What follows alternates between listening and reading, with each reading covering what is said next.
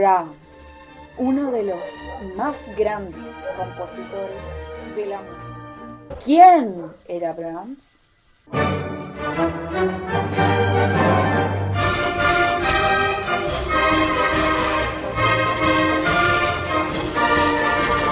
Es alucinante el transcurso de su vida y cómo ésta afectó en su música y obra.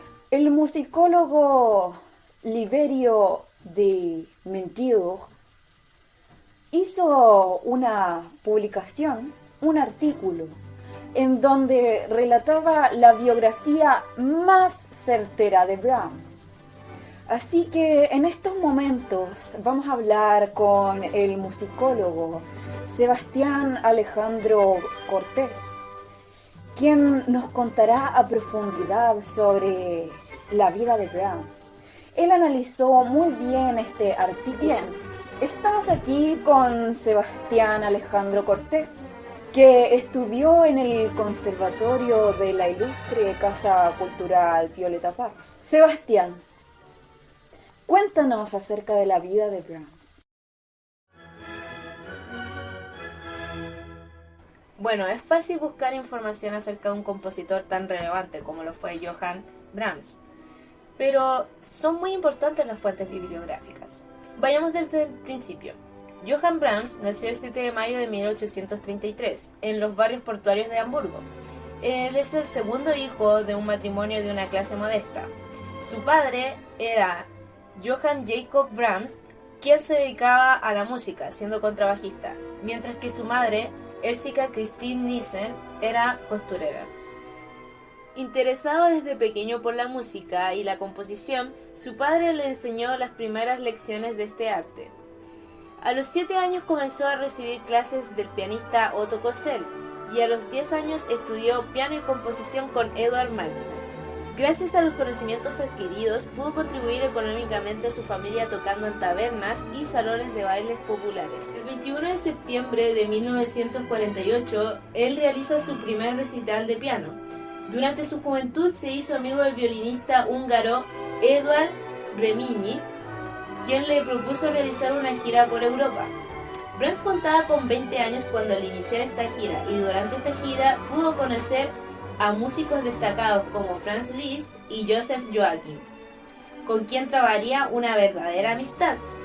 Fue gracias a Joseph que Brahms pudo conocer a Clara y Robert Schumann en septiembre de 1853 en Düsseldorf. Quiero que hablemos más a profundidad sobre la relación que tuvo Robert y Clara Schumann con Brahms. Para ello hemos traído a la historiadora y escritora Viviana Verónica Fernández, quien nos relatará un poco sobre ello. Buenas tardes, es un gusto poder participar de este documental. En esta oportunidad voy a hablarles de la relación del matrimonio Schumann con Brahms. Los Schumann quedaron admirados por la obra del joven músico Brahms. Robert escribió un comentario en la Nueva Revista de Música donde deja en evidencia su admiración por él. De ahí en adelante, Brahms tendría una buena relación con el matrimonio Schumann. Sin embargo, la salud mental de Robert era frágil y en 1854 intenta suicidarse arrojándose al Rin. Debido a eso, fue internado en un sanatorio. Robert Schumann finalmente muere en 1856. Durante este duro periodo, Brahms hizo lo posible por ayudar a Clara Schumann y sus 7 hijos. Existen rumores que afirman de que hubo un romance entre Johann Brahms y Clara Schumann. Sean ciertos o no, sí hubo una profunda amistad entre ellos, quienes se escribían con frecuencia y solían aconsejarse el uno con el otro. Gracias por invitarme al documental, soy Angelo Johnson y hoy hablaré sobre la música y obra de Brahms. Durante el resto de la década de 1850, Brahms se siguió esforzando como músico y compositor. En 1857, en Detmold, dio clases a la princesa francesa Frédéric y en 1859 estrena su primer concierto para piano y orquesta. Ese mismo año fundaría y dirigiría un coro de voces femeninas en Hamburgo. En 1863 compondría sus variaciones sobre un tema de Paganini. En la década de 1860 comenzaría una rivalidad artística con Franz Liszt y Richard Wagner, quienes proponían un estilo musical que se alejara de las formas musicales tradicionales, como la sinfonía y la sonata, a la vez que se incorporaban nuevas armonías y abundantes cromatismos en sus obras. Por otra parte, la música de Brahms, aunque romántica, siempre se mantuvo fiel a las estructuras clásicas. En 1863 se traslada a Viena, y donde dirige la Academia de Canto, pero volvería a Hamburgo 2 años después. El 31 de enero de 1865 fallece su madre. Este lamentable suceso motivó a Brahms a componer el Requiem alemán, obra que se estrenaría el 10 de abril de 1868 en breve. Esta obra, compuesta para orquesta, coro y solistas, hizo hacer crecer su reputación. Al año siguiente se publican 2 libros de danzas húngaras, compuestas por él, que serían de gran popularidad. En 1871 vuelve a establecerse en Viena, donde es nombrado director de la orquesta de la Sociedad de Amigos de la Música. El 2 de diciembre de 1873 estrena con éxito sus variaciones sobre un tema de Haydn. Y el 4 de noviembre estrena en Karlsruhe su primera sinfonía, recibiendo una buena acogida. Otras obras que compondría durante esta etapa serían su concierto para violín y su segunda sinfonía.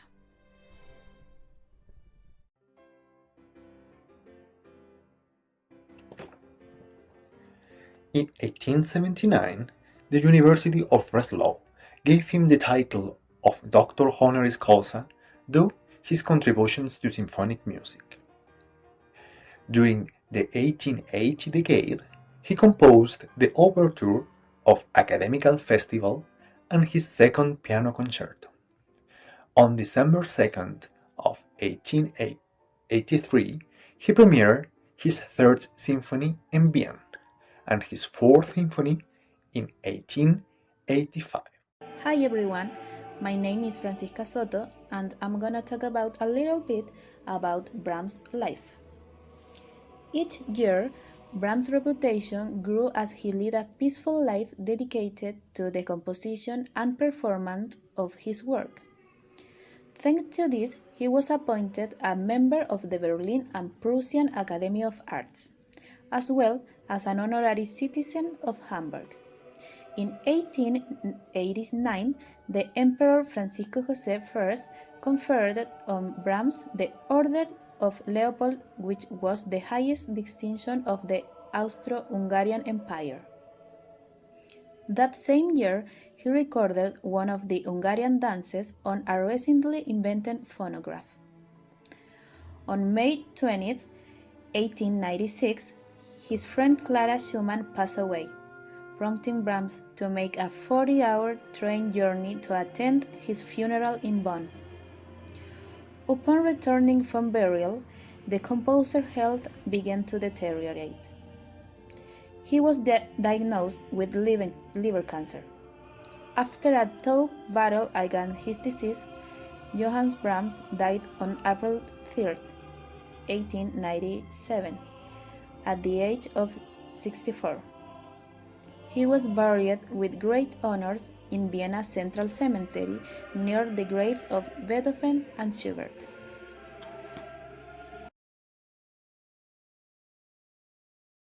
Muy buenas tardes a todos, yo soy Marco Trigo, músico y pianista, y estoy bastante contento por estar en este documental y hablarles acerca de Brahms y su obra.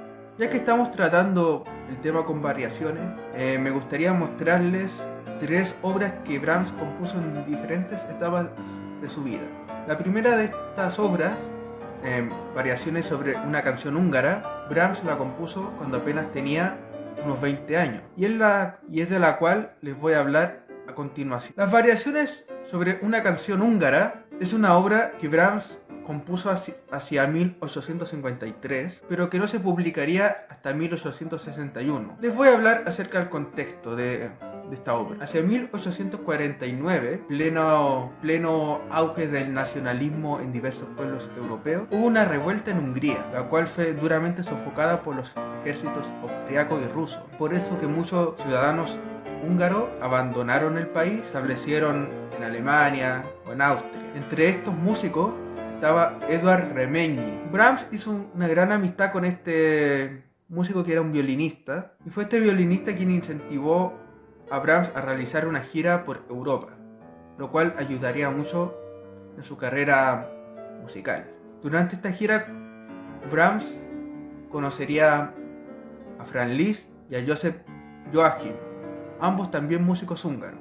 Respecto con el último, con Joseph Joachim, Brahms haría una gran amistad que duraría hasta el final de sus días. Respecto a esta canción húngara, sobre el cual Brahms le hizo 13 variaciones, fue Remenyi quien le mostró esta canción a Brahms. Es más que sabido que Brahms sentía una gran admiración por el folclore húngaro, y esto se manifiesta en sus danzas húngaras, que son consideradas una de sus obras más conocidas. También en muchas de otras obras que él compuso se aprecian pasajes basados en motivos húngaros, como en el concierto para piano número 2. Volviendo al tema con variaciones de esta canción húngara, lo que más destaca del tema principal es su métrica, la cual se intercala el 3/4 con el 4/4. Esto es muy usado en la música folclórica húngara, pero no es tan usado, al menos en esa época, en la música académica europea. Quizás esto fue lo que más le llamó la atención a Brahms, y por eso quiso hacerle estas variaciones. El tema principal, a excepción de esta extraña métrica, es bastante sencillo, apenas dura 8 compases, está escrito en re mayor, en algunas ocasiones se mueve hacia la dominante y pianísticamente no ofrece grandes dificultades. Las primeras 6 variaciones podemos clasificarlas como variaciones por elaboración.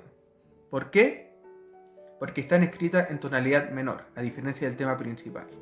Brahms escribió estas variaciones en la tonalidad de re menor, pero a partir de la tonalidad número 7, Brahms vuelve a utilizar el modo mayor, y a partir de ahí cada variación iría aumentando en intensidad y en dinámica hasta llegar a la variación número 13, la cual posee una coda bastante extensa, que prácticamente es un movimiento por sí misma. Pareciera como que si Brahms hubiese metido más variaciones en una misma variación. Es por eso que podemos clasificarla como una variación por ampliación. Finalmente, en los últimos compases se vuelve a retomar la canción húngara original, la cual sirve para dar como concluida esta obra. A pesar de tratarse de una obra de juventud, pues Brahms no tenía más de 20 años. En este tema con variaciones se pueden apreciar muchos rasgos compositivos y estilísticos que serían usados en obras futuras, como las variaciones sobre un tema de Paganini. Entre estos rasgos o características encontramos el abundante uso de polirritmias, de 3/2 y de octavas. Armónicamente no es un tema tan complejo. La dificultad de esta obra, aunque es elevada, tampoco llega a rango de ser extremadamente virtuosa, como no es un estudio trascendental. La obra también es bastante breve, no dura más de 6 minutos, pero aún así define mucho cómo serían las obras futuras de Brahms. Variaciones sobre un tema de Paganini. Brahms fue un destacado pianista en su época, componiendo obras de gran dificultad y técnica, en donde aplicaba recursos compositivos como polirritmias, abundancia de octavas y décimas y utilización de grandes rangos de notas en el piano. A pesar de su destreza en el instrumento, Brahms se alejó de la manera de componer y tocar de Liszt, quien durante la década de 1840 deslumbraba al público europeo con sus excéntricos conciertos. La música de Luis está llena de cromatismos, florituras y pasajes rápidos en donde se dejaba en evidencia su virtuosismo de la misma forma que lo hacía Paganini con el violín. Brahms, en cambio, fue más introspectivo en la composición para piano, aunque no por ello deja de ser una música bella. Pero existe una obra en la que Brahms sí quiso demostrar su virtuosismo y dominio del piano, y que hoy en día muchos pianistas la consideran una obra de gran dificultad. Estamos hablando de las variaciones sobre un tema de Paganini, las cuales se basan en el famoso Capricho número 24, compuestas por el virtuoso genovés. Clarence Schumann comentó que eran variaciones de Brujo y admitió que le costaba interpretarlas. Brahms compuso las variaciones sobre un tema de Paganini en los años 1862 y 1863 y se publicaría en 1866, siendo estrenadas en Viena por el propio compositor el 17 de marzo de 1867. Otras fuentes afirman que se estrenaron en Zúrich el 25 de noviembre de 1867 y durante este tiempo se hizo amigo de Karl Tausig, un virtuoso pianista que lo animó a componer esta obra. Las variaciones sobre un tema de Paganini se dividen en 2 libros, en los cuales en cada uno hay 14 variaciones en donde Brahms explora diversas técnicas pianísticas y compositivas. No por nada él le dio el subtítulo de Estudios para piano. J. A. Menetier, en la guía de música para piano de F.R. Tranchefort, opina que estas variaciones reflejan las preocupaciones técnicas de Brahms. El tema en el que se basan las variaciones, el ya mencionado Capricho 24 para violín de Paganini, está compuesto en la tonalidad de la menor, siendo bastante simple rítmicamente como armónicamente. La composición original también consistía en un tema con variaciones en donde se exploraban las diversas capacidades técnicas que se podían aplicar en el violín. En las variaciones de Brahms sucede lo mismo. Como ya se mencionó anteriormente aquí, en cada variación se aprecia una técnica interpretativa diferente y en donde incluso podemos ver más de una. En esta obra podemos encontrar grandes saltos de notas, repetidas de octavas y abundantes polirritmias, cruzamiento de brazos, glisandos y por supuesto el uso de contrapunto doble. Este sería el último tema con variaciones de Brahms, compuesto para piano, y supone una culminación magistral de su incursión en este género. Se trata de una obra que es mucho más compleja que las variaciones sobre una canción húngara y en donde ya podemos observar un amplio dominio de los recursos pianísticos disponibles en este tiempo.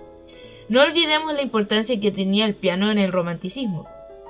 Brahms seguiría componiendo temas con variaciones, pero la siguiente etapa de su vida, que es cuando comenzaría a explorar en el mundo sinfónico en la década de 1870, las variaciones sobre un tema de Haydn, estrenadas en 1873, constituyen el siguiente paso a la aportación del compositor al género del tema con variaciones.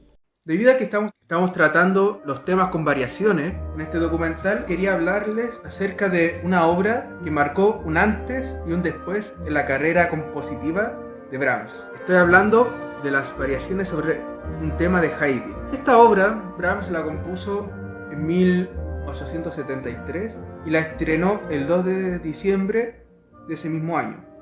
Consisten en una serie de variaciones, o son específicamente más un finale, que Brahms le hizo a un tema que se conoce como Coral San Antonio, el cual data del siglo XVIII. Estas variaciones fueron compuestas para orquesta, la cual se tiene que conformar de la siguiente forma. En esta orquesta tiene que haber un flautín, 2 flautas, 2 oboes, 2 clarinetes, 4 trompas, 2 trompetas, contrafagot, timbales, triángulo y por supuesto la orquesta de cuerdas. Brahms también hizo una adaptación de esta obra para 2 pianos. ¿Por qué digo que esta composición marca un antes y un después en la carrera de Brahms? Como ya se dio a conocer antes, Brahms había llegado, digamos, a la cima de su carrera pianística con una obra conocida como Variaciones sobre un tema de Paganini. En esta obra, Brahms utilizó todos los recursos pianísticos disponibles, todos los recursos que podía ofrecer el piano. Se trataba de una obra virtuosa, de una obra de gran madurez, pues tenía unos 30 años cuando la compuso. Este tema con variaciones, el que se basa en la obra de Paganini, fue el último que fue compuesto para piano solo. Hasta ese momento Brahms no había incursionado en otros terrenos compositivos. Había compuesto muy poca música para orquesta.